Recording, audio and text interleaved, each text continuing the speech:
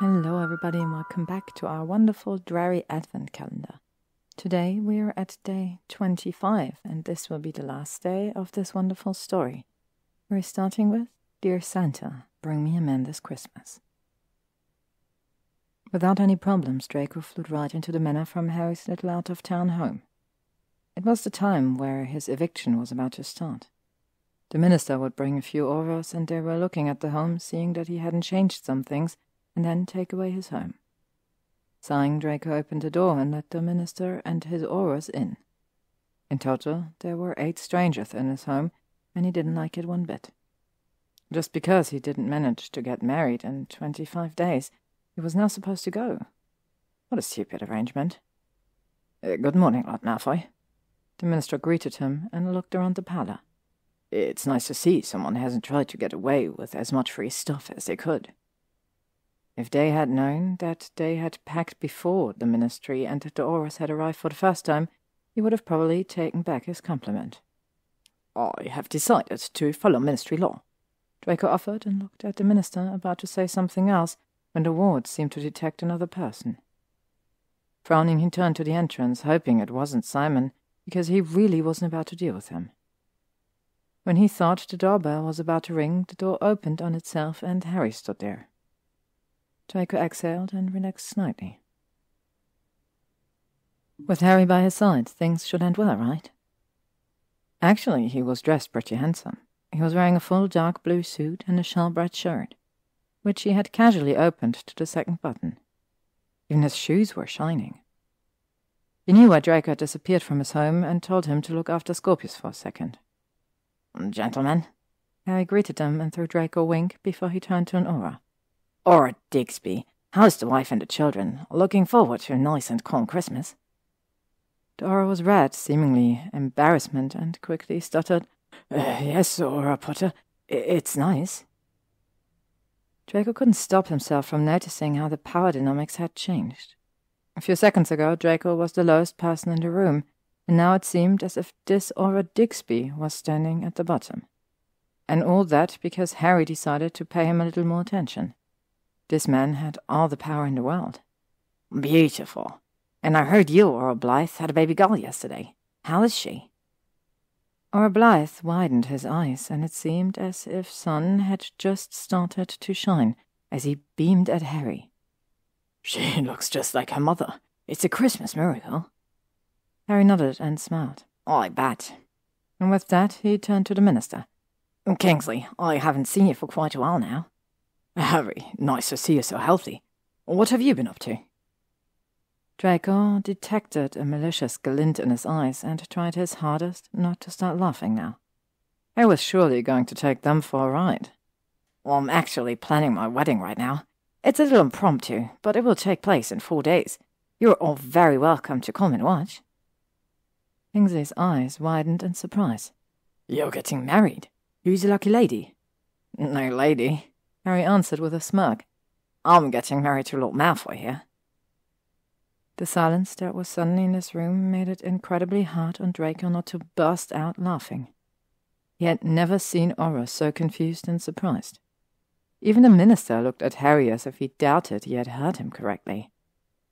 I'm sorry, what? He asked, and Harry chuckled softly.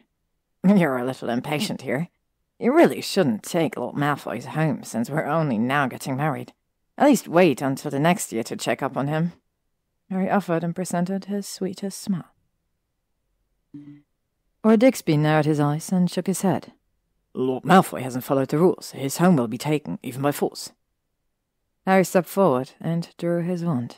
I fucking dare you to take his home, Digsby. I'll be defending him until I die. He's clearly under the Imperious curse. He never threatened me like that. Digsby turned to the minister, who frowned a little. Harry looked at the minister as well, and it seemed as if they were talking through only their eyes. After a solid minute of Harry standing there with his wand drawn, the auras dancing nervously, and the minister staring at the former aura, he finally nodded. When's the wedding, then? The minister asked, and Harry pocketed his wand again. In 4 days, here at Malfoy Manor. You'll get the invitation once we're done with them. I told Draco I'm not just getting married to him without at least a minimum of proper preparations." Harry turned to Digby. "Which is why we're not married yet. Happy?" Dora growled something before walking out.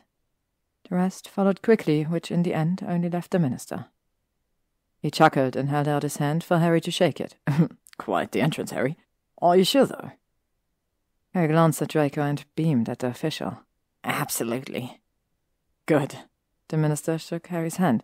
"You need a little happiness in your life again. I'm sure Ginny would say exactly the same." Chuckling softly, though sadly, Harry nodded. And with that, the minister left as well, and Harry turned to Draco, who shook his head. "Only you would get away with threatening all of us." Harry laughed and quickly walked closer, pressing a kiss on Draco's lips. "Anything for you." He smiled and held out his hand. "Shall we head back? I don't think Pansy's interested in looking after Scorpius longer than she needs to." Draco threw his hands around Harry's neck and pulled him into a hug. "Thank you," he whispered. Returning the hug, Harry kissed his temple. "Anything for you, Draco. Literally anything." Draco landed next to Scorpius and Harry in the latter's room. At least now he had enough time to look around. When they had gone here yesterday, he had just put Scorpius to bed and Harry into a tub to warm him up properly, and then they just went to bed. Now, with the afternoon sun shining in, it looked so peaceful, so warm, like a real home. It was very small but tidy. And there was, in fact, a small garden outside, as they were pretty much outside of London. Nevertheless, it was beautiful. Before Draco could look around more, Harry motioned Scorpius to walk closer, and he opened the door to the living room. Scorpius' eyes lit up with pure joy when he saw what was standing inside. It was a Christmas tree. It was still completely green and not decorated. "I thought you might like to have one of these," Harry said and grinned at Draco's son. "I know it's a little late, but—" Scorpius cheered and jumped around Harry's neck. The Gryffindor laughed and put his arm around him. "Can we decorate together, please?" Scorpius begged and looked from Draco to Harry. When Draco looked at the other man, he shrugged his shoulders and nodded. "I've got nothing against it." Scorpius' big and hopeful eyes landed on him, and well, Draco couldn't say no. "Of course. If Harry's okay with it, I don't mind." He hadn't even finished his sentence when Scorpius happily cheered and ran into the living room, looking at the boxes with Christmas ornaments. Harry smiled a little sadly and leaned against the doorframe. Draco placed a hand on the back of his neck and watched him shiver slightly. The Gryffindor turned a little and looked at him softly. "Are you okay?" Draco asked and pulled him into a hug. Harry hummed and threw his hand around Draco's neck. "Just memories." Draco followed his gaze and saw Scorpius digging through a box of metal ornaments until he found one he liked. Jenny was in charge of decorating the Christmas tree. She was the one who bought all of the ornaments, so it just feels weird. "Have you never put up a Christmas tree since she died?" Draco asked carefully, and he brushed a strain of hair out of his face lovingly. Stepping away from him, Harry looked at him and shook his head. "I never really had a reason to celebrate Christmas. I was just alone until now." Draco watched him closely. "So you spent all the time by their grave?" Harry nodded. "Usually George, Ron, or Neville would come by and take me in for the night, but I don't want them to feel as if it's their responsibility. So sometimes they placed a notice me not charm on me, so they thought I was already gone." "That's really sad." Draco looked at Scorpius. What would he have done if not only Astoria but Scorpius had died as well? Scorpius was the only reason he was still fighting in this world. If this was gone... Before he could say anything else, Scorpius stood in front of Harry. "Can you help me figure this out?" He asked and looked at a string of lights which seemed to be entangled. Harry chuckled and nodded. "Absolutely." He grabbed the lights and walked into the room, sitting down on an armchair and started to go through all of the boxes again. Draco stayed by the door watching the scene in front of him. He loved it all. Scorpius grabbing some ornaments and asking Harry for advice where to put it. Harry's helpful comments and just in general, the atmosphere around. When the Gryffindor finally freed all the lights, he put Scorpius into a hug and put the lights around him. Now you look pretty like the Christmas tree. Harry called out, and Scorpius laughed carefree, while still trying to get out of the lights and making a mess of it again. Chuckling, Draco leaned at the doorframe and smiled over.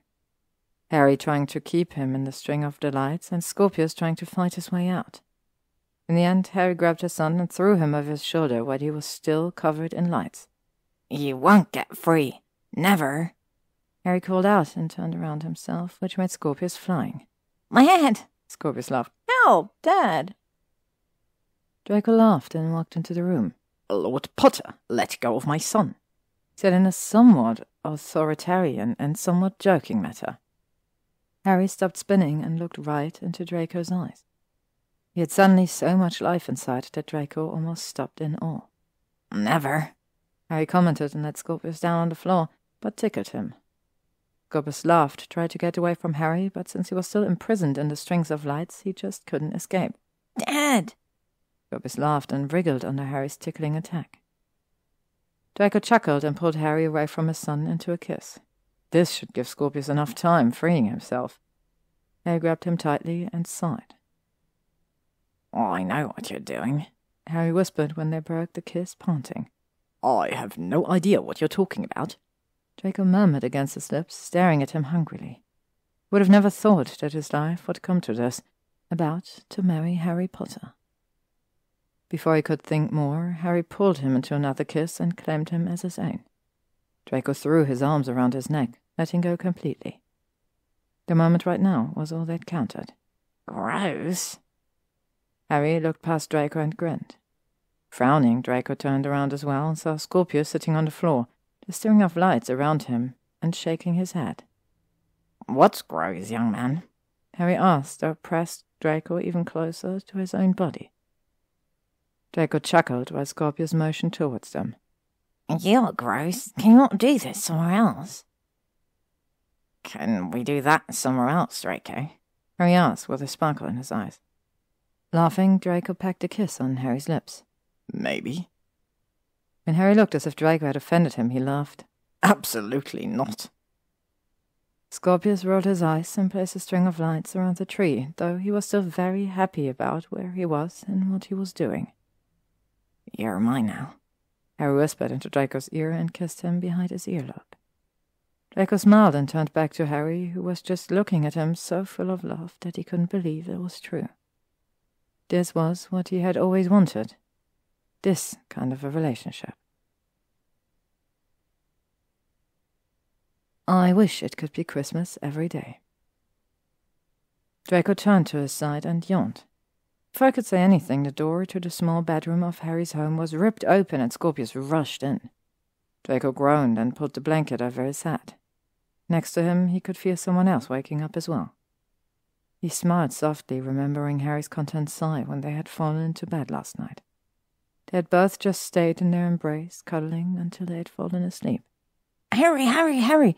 Wake up! Wake up! Wake up! Scorpius jumped onto the bed and pushed Harry into the bed, trying to wake him up. Trying his hardest to keep his composure, Draco felt Harry groan, and then so fast he had almost not seen him, he grabbed Scorpius and pulled him between them. Let nobody tell you that sleep is actually healthy. I want to go sledding. We got new snow. Come on. I want to hit a tree and get ice cream. Harry laughed and shook his head. Run's close today, Scorpius. Draco watched his son frown. What he said, he was never close for you. Groaning, Harry sat up. Get dressed. I'll meet you in the living room. Yes. Scorpius called and jumped from the bed while Harry fell back and turned to his side. Draco smirked and wrapped him into a hug, which made Harry hum happily. You know, Scorp is rather fast in getting dressed. You might need to go now as well, Draco whispered and tightened his hug on Harry. Too bad. I'll never let you go, though. Harry chuckled and pressed sweet kisses all over his face. I love you, Draco. After another kiss, he successfully disentangled himself. Should we meet at Ron's in an hour? Draco groaned. It's too early. We could look at our plan to get married and have Scorpius and Rose talk Hogwarts together. Harry offered and pressed another kiss on Draco's forehead, while some fast-approaching footsteps could be heard, and Scorpius pretty much ran through the house. Harry! Scorpius caught through the house and ran down the stairs, which made Harry chuckle, and he leaned over Draco again, pressing a kiss on his lips, while they heard steps running up the stairs. Sighing, Draco nodded and fell back in bed. Fine, I'll be over in 90 minutes. Harry chuckled and gave him another kiss. Thank you, love. When Draco opened the door to Ron's ice cream shop, Harry and Scorpius were already there. Rose was sitting at the same table, both children bombarding him with questions upon questions about Hogwarts and magic.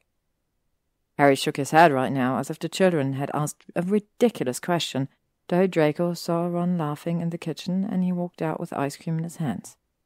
Harry won't answer that correctly, children. If you really want to know what our childhood was like, you need to ask Hermione, Uncle Neville, or any other. But Harry can't answer that. He placed ice cream in front of Rose and Scorpius. Both children were throwing interested looks at him, while Harry looked rather insulted. What makes you think I can't answer how Hogwarts was when we were children? He shook his head. Ron smirked. Because you're romanticizing everything. Trust me, children, it was anything but perfect. Draco closed the door behind him, which got everyone to look at the door. He had his hands up and smirked. I don't think romanticizing Hogwarts is a bad idea. Harry laughed loudly and moved away to escape his friend's playful shove. Ron then turned back to Draco and shook his head. Oh no, not you two. Harry needs to get this picture-perfect view of Hogwarts out of his mind. It wasn't perfect. He looked at Harry almost accusingly. Not even slightly. Shrugging his shoulders, Harry moved to the side and beckoned Draco to sit next to him on the bench. I really don't mind. Scorpius shook his head. Why wasn't it perfect? He looked at Draco and then Harry, frowning. Harry shook his head and was just about to say something when Ron leaned over the table and whispered loudly, Your dad and Harry used to hate each other. Draco chuckled when Scorpius widened his eyes in shock, and he sat down next to Harry, who probably just to show that he didn't hate Draco, pulled him closer and placed his arms around his shoulders, even received a kiss on his temple. Realizing that Scorpius was watching them closely, Draco raised his eyebrow questioningly. His son shook his head and turned to Ron. I don't believe you. Why would Harry come look after me if they hated each other? Good question. Ron said, overly enthusiastic, and jumped out of the way of his stinging eggs. He raised his index finger and frowned at Harry. If you continue this treatment of my establishment, I'll have you banned from here for life. Harry laughed. As if I'm your best friend. And our best customer, Hermione said, who just walked out of the kitchen. In her hands she had another ice cream, which looked rather nice. It was red and white, and Hermione placed it in front of Harry, who grinned at her. Thank you, best friend. Hey! Ron looked so insulted that Draco chuckled and accepted a spoon that Harry was giving him. Harry chuckled and rubbed Draco's arm while he tasted the very sweet and absolutely amazing dessert. He was still surprised that in all his years of walking around London, he had never found this shop. Well, Ron, Harry stated and crossed his legs over the other. If you're not being nice to me, I consider your wife my best friend. Draco, who still felt as if he needed to keep at least a little bit of peace around here, looked at Scorpius.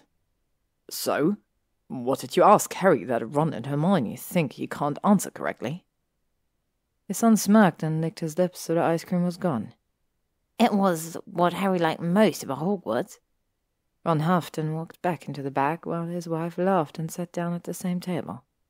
Draco looked back at Harry, grinning just snidely. And what did you like most about it? Harry chuckled. Don't be mad at me, Draco, but I did enjoy flying on Buckbeak. Draco laughed loudly and shook his head. Of course you did. Your favorite memory absolutely has to be linked to one of my poorer moments. That second, Ron walked out with 2 other cups of ice cream and placed one in front of his wife and one in front of Draco. Surprised, Draco looked up and found the owner smiling and nodding as if to tell him that it was okay.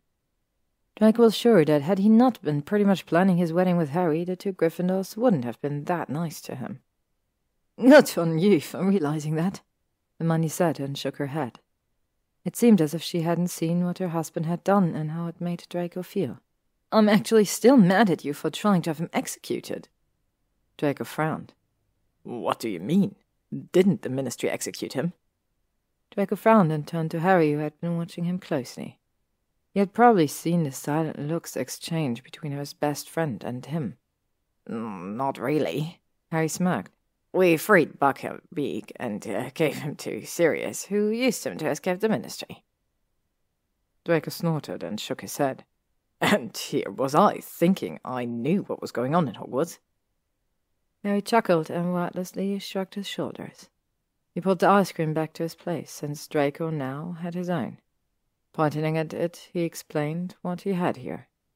"It's called Christmas Spirit, and my absolute favorite dessert. And the only reason he's coming here." Ron finished his sentence, grinning.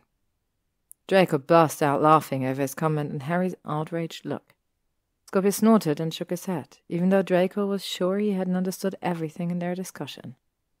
Harry placed his arm around his shoulders again and smiled at him. And Draco grabbed at the dessert and leaned back. How had he never realized that this was the place he had wanted to be? Before they could say anything else, the door was opened again and a few Muggle customers walked in. Even though they were technically closed, Ron got up and walked behind the counter to help them out. Hermione turned to Harry and Draco. "So, you need to get married in the next few days, right?" she asked. Nodding, Harry up Draco's arm and smiled at him. "We do." He then turned to Hermione. "Interested in helping us?" Draco thought he had heard her squeal, and she jumped up and raced into the kitchen. While Draco frowned at Harry and Scorpius shook his head and dove back into the ice cream, Harry grinned at him. "She's very interested in weddings. Trust me, you want her help. And if you want some special flowers, we can ask Neville for help. He has everything." Harry pulled him closer. "No one can have everything." Draco shook his head. Harry shrugged his shoulders. "Neville's got literally everything. And if he doesn't, he knows someone who has." Draco shrugged his shoulders. "I'm not really good at decorating things. Maybe he can, in fact, help." "I'm sure he can." Harry grinned. Hermione came back with a huge bag of different ideas. Draco widened his eyes and looked over to Harry, who shook his head with a rather fond expression on his face. It was clear that his relationship to the two owners here was very special. When the Gryffindor turned and looked at him, he still saw the fondest expression and a small smile on his lips. There was such a love-struck look on his face that Draco almost slid off the chair. This was what he wanted. Glittery. The Malfoy Manor looked bright and clean. The white marble stones shone in the sunlight, the blue cloudless sky perfectly reflecting Harry's happiness as he looked over the garden, which had been turned into the wedding grounds. Hermione and Ron were both working hard and putting the last touches in. A few Aurors had showed up as well, and regretted it within a few seconds when Hermione had quickly put them to work. Harry chuckled as he leaned at the wall and looked outside. Scorpius ran up to the altar and placed a huge bouquet of flowers next to it. The white roses shone blindingly and did elevate the sea of white to another level. He turned and stopped, looking outside again, slightly taken aback. There, right in the middle of the sea of white roses, were 2 black ones and a pink one. Then Neville walked up and placed a few lilies and narcissus next to the white roses. Hermione walked up and greeted him, which made Harry shake his head. Smirking, he turned and left the room once he grabbed his jacket. He walked through the busy hallways. A lot of people had wanted to witness the famous Harry Potter marry, and now that it turned out to be Draco Malfoy, it was most likely going to be the event of the year. Additionally, to a few interested wizards and witches, almost the whole Aura Corporation had decided to show up. Draco's friends, almost all of Slytherin, and of course Harry's friends and family, and basically everyone from Gryffindor, including every professor they both had had. And Hermione, Ron, or just any adult had it under control. By the entrance he found Scorpius, who fell around his neck. "I can't believe you're going to be my dad now." Harry laughed and hugged him back before picking up his jacket that had fell to the floor. "I also cannot believe it, Scorpius." "Well, are you happy with it?" He asked and widened his eyes as if he was afraid that Harry was going to tell him that he had made a huge mistake. I'm very happy, Harry said quickly, not wanting to make him wait for the answer. Have you seen your dad? Right here. Harry chuckled and tucked a loose strain of hair behind Scorpius' ear. I'm not your dad yet. Where's that idiot hiding? Scorpius shrugged his shoulders. If I had to guess, I'd say the portrait room. Before Harry could ask anything, Hermione called for Scorpius to bring out some of the sandwiches that the house elves had prepared. He jumped up and raced to the kitchen. Harry chuckled and walked through one of the lesser-used sitting areas. Pansy, Harry said, and smiled at his friend. How are you doing? Pansy got up, hugged him, and beamed at him. In a beautiful dark red dress, her hair seemed to glow. You look very handsome, Harry. Smirking, Harry shrugged his shoulders. I doubt Draco would be okay to marry me if I didn't clean up well. I'm pretty sure he would marry you even if you can afford an actual tux. Pansy winked at him. He's rather smitten. He's not the only one. Not even by far, I know. Pansy confirmed and grinned. As a wedding present, I've already offered to take Scorpius for a few weeks when you're going on your honeymoon. Harry laughed. I don't think Scorpius would be happy with that.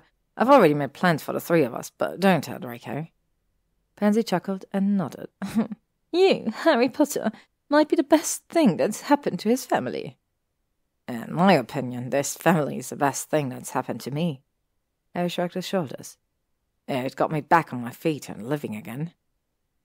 Nodding, Pansy seemed to have the same opinion. She then motioned to the door to the left at the back room. Draco's in the portrait room. I wanted to wait for him here, but now that you're going to see him, I don't have to be here to help him over whatever he's currently going through. Harry frowned. What is he going through? I don't know. Lately, he's been a close book to me. I'll take a look. Harry walked through the door when he heard Pansy calling his name again. As he turned, she smirked at him. The wedding starts in 20 minutes. You are aware of that, right? Harry shook his head. Whatever you think we're doing. He motioned his light grey suit and snow-white shirt. I'm already dressed and I can't do that a second time. Pansy just shrugged her shoulders with a knowing grin and left, while Harry shook his head and he walked to the door to open it. He had actually never been in any of the rooms here since Draco had told him not to use the West Wing. Harry knew better than to go against the lord of the house's rule. They went into a small hallway where 5 doors went into other rooms. At the very end was an open door and some light shone through. Harry walked up and looked inside to find the portrait room. In the middle stood a portrait on an aisle, and Draco was in front of it, looking a little lost.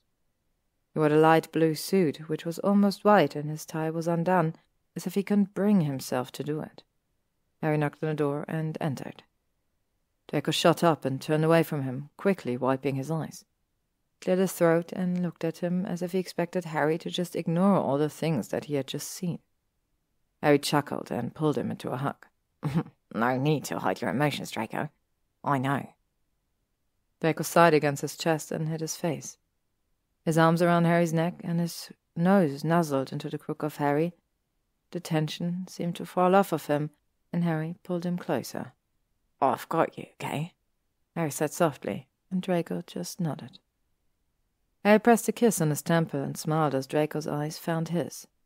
Pansy told me to remind you that we've only got 20 minutes left before I have to look presentable to everyone. Draco sighed. How many people have arrived in the past 30 minutes? Oh, at least half of Wizard England, Wales, Scotland, and Ireland. Harry laughed when Draco shot him an annoyed stare. He winked and ran his hand behind Draco's neck along the collar of his shirt. He leaned down and kissed him softly. Need some assistance, my love? Draco nodded meekly, and Harry carefully did his tie and settled the collar down before he fixed the tie a last time. During all of this, Draco stood still, his eyes closed. Harry watched him carefully, and once he straightened his jacket, he leaned down and kissed the corner of his lip. Oh, you've got this. Nodding, Draco sighed and opened his eyes again. Can you tell me again why we can't just elope? Harry laughed and shook his head. Because I'm a stupid romantic who loves wedding a little too much. As long as you're not looking for a new husband and wedding as soon as we're married, that's all fine by me," Draco said, a familiar smirk appearing on his lips. Chuckling, Harry shook his head. "I'm almost sure that I won't need to look any further." Draco raised his eyebrows. "You're almost sure, are you?" "Almost, yes," Harry confirmed, and laughed when Draco shoved him back a little. "You have no idea how happy you make me, Draco." Placing his arm around Draco's neck again, Harry stepped closer and pressed himself against Draco.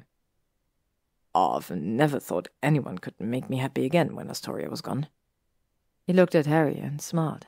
"You make me very happy, Harry." Harry jerked when he heard a voice next to him and turned to look at the portrait where a young woman seemed to have just appeared. She smiled and spoke up, talking to Draco. "I'm so happy that you found someone again." "Astoria?"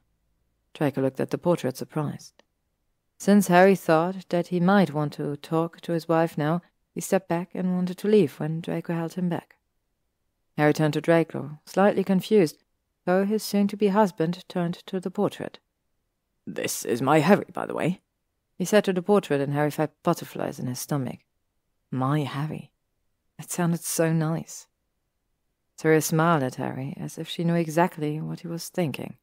"It's so nice to meet you officially, Harry. I've heard quite a lot about you already." Harry chuckled. "You have?" Draco blushed and shook his head. "Not for me." Astoria laughed and winked at Draco, which made him roll his eyes. He then turned to Harry, holding up one hand. "I swear I haven't been here talking to Astoria for hours upon hours about you." "Oh, I believe you." Harry smirked. "I might have an idea who the culprit was." Astoria laughed. "Scorpius is enthralled. I'm certain he loves you very much." A knock on the door made Harry and Draco look there where Scorpius stood and shook his head. "Are you talking about me behind my back? I thought that wasn't allowed in wizarding culture." Harry grinned while Scorpius walked closer. "Since you weren't in the room, we technically couldn't have been talking about you behind your back." Scorpius snorted and shook his head. He then turned to Astoria and grinned at her. "Hi, Mum." "Hello, my darling. How are you feeling?" Astoria asked and smiled at him. She had a soft glint in her eyes, which Harry could even see through the portrait. "I'm okay." Scorpius grinned. "But even more so when we're a real family." He turned to Draco and Harry and beamed. "Aunt Miney told me to tell you that there are only 5 minutes remaining and to stop what you're doing and get down there." He frowned. I'm not sure what she meant by that. Harry burst out laughing while Draco blushed deeply red. He was hiding his face in Harry's chest again, and Harry grinned at Scorpius, pulling him in a hug as well.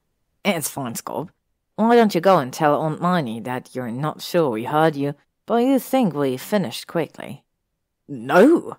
Draco called out and held Harry's mouth closed, which did nothing to Harry's laughter. Shaking his head, he then turned to his son. "Just tell her we'll be out in 5 minutes."